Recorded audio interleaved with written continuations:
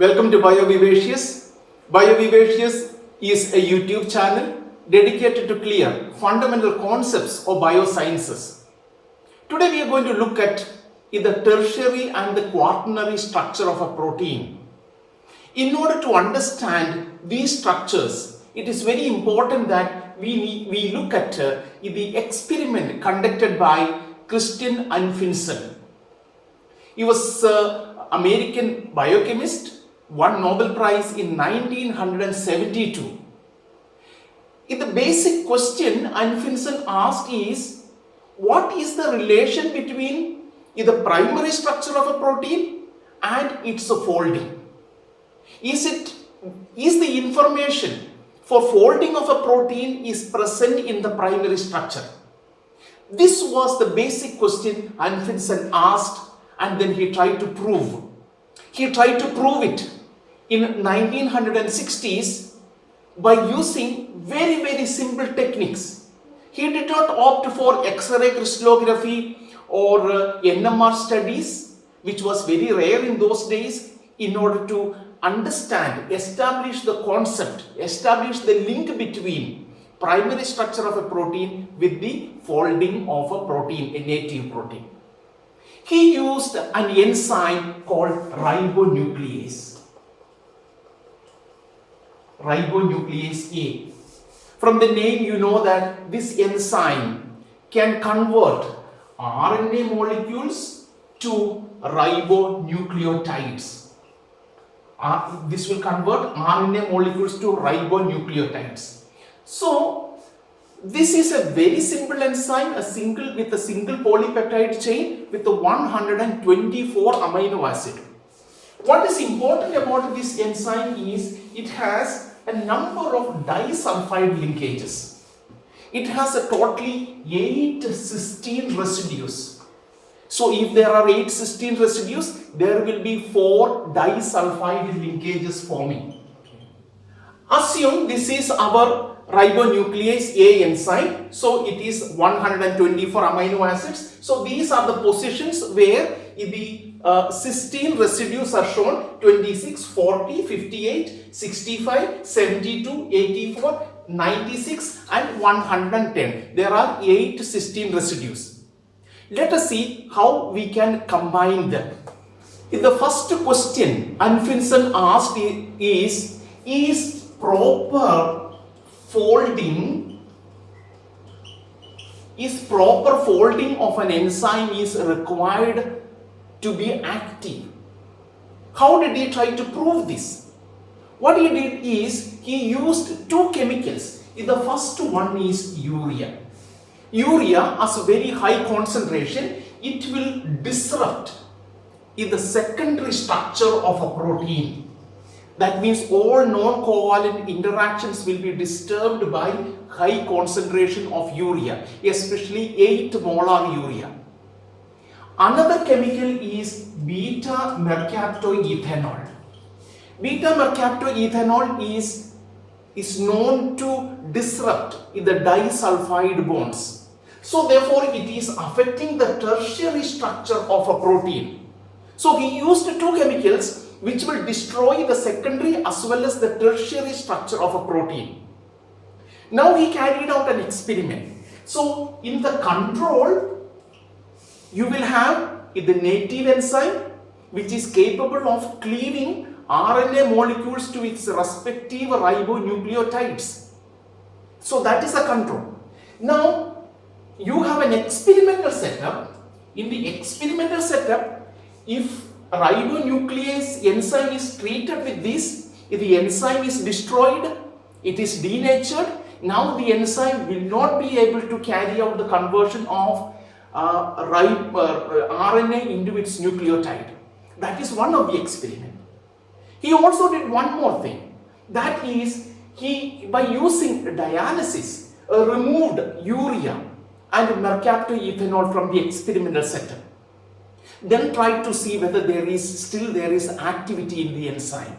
And he found once these substances are removed, there is activity. By carrying out this very simple experiment, he proved that folding of a protein in the right conformation is very, very important for maintaining the activity of the enzyme. This was a simple experiment which he used to prove that. In the second question, Anfinsen asked is it really necessary to have a very precise disulfide bond configuration in order to have enzyme activity? So in order to prove this, he did how many possible ways by which the disulfide bonds can be arranged. We have seen that there are 8 cysteine residues. Now let us see how many ways it can be arranged. If we have to form 4 disulfide linkages, so therefore 4 disulfide linkages, let us denote. So these are the 4 disulfide linkages we are forming. There are 8 ways of choosing this position. There are 7 ways of choosing this position, this cysteine. There are 6 ways of choosing this cysteine residue. 5 ways of choosing this, 4 ways of choosing this, 3 ways of choosing this cysteine residue, 2 ways of choosing this cysteine residue, and there is no option, and the last cysteine residue will come here. This will give us a possible combination of 8 factorial. 8 factorial is equal to 8 into 7 into 6 into 5 into 4 into 3 into 2 into 1. That is equal to 40,320 combinations. That is possible. Another correction which we must make is in this particular combination. So it is possible that right now we have 65 to 26. This combination is the same as 26 to 65th combination also. So we need to correct this. So there is 2 combinations in each pair, which means 40,320 divided by 2 into 2 into 2 into 2. That many corrections must be made. That will give us 2,520 combinations. So we are refining our data. We need to do one more correction, and that correction is this particular combination of disulfide bonds.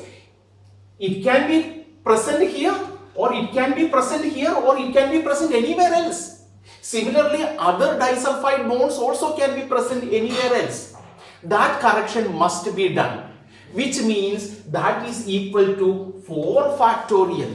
So divide this by 4 factorial. 4 factorial is equal to 24. That is equal to 105 combinations. Okay, so this 105 combinations,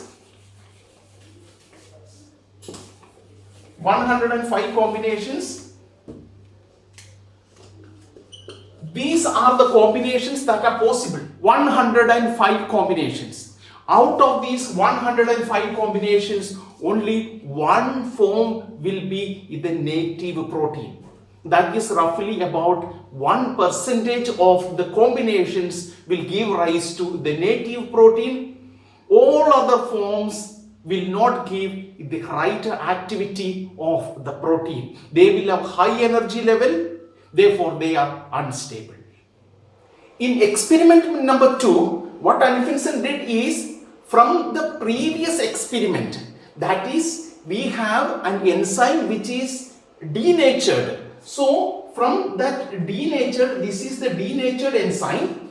Now from this denatured enzyme, he removed the beta mercaptoethanol. So this is removed.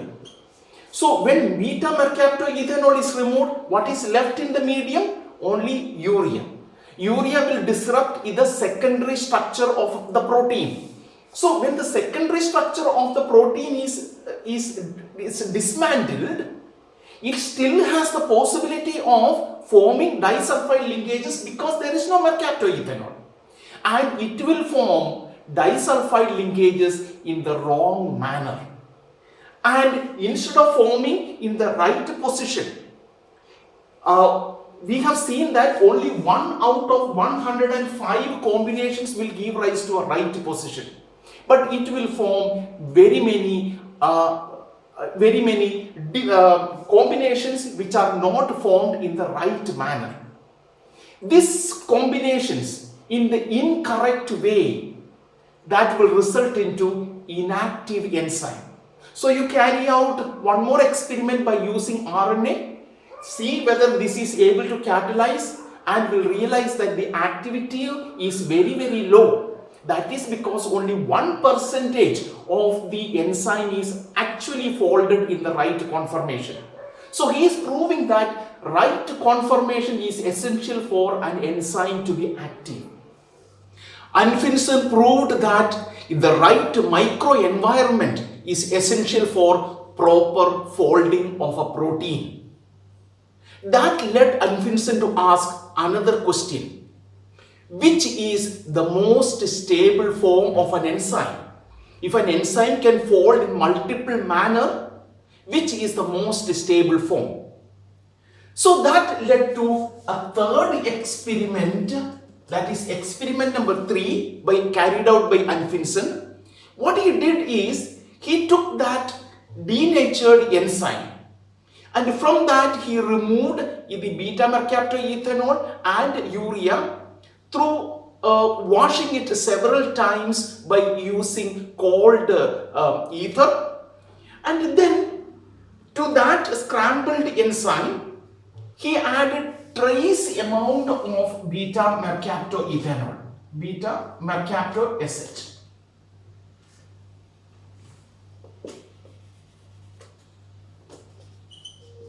Trace amount is added. Now when trace amount is added, what happened is all the unfavorable disulfide linkages are broken by this mercaptoethanol, and thermodynamically stable disulfide bonds were formed. That is what the trace amount of mercaptoethanol did. So all the unfavorable ones are broken, and the favorable ones led to the production of native active form of the enzyme. So this hypothesis that an enzyme, we have seen that it had 105 ways of assembling, but still only one of those forms was active. So this is to prove that the enzyme will always be active in its the least energy form. Thermodynamically, the least energy containing form is the most active form. That is the form in which every protein will stay in a solution. And this hypothesis is known as Anfinsen's thermodynamic hypothesis. It is highly advised that every viewer of this video must read the original paper Anfinsen published in JBC, that is in 1961. He published the paper. It's highly encouraged that all of us read this paper. Through the series of experiments, Anfinsen has proved that the primary structure has the information on the folding of a protein, and also the thermodynamically the most stable form will have the lowest energy content.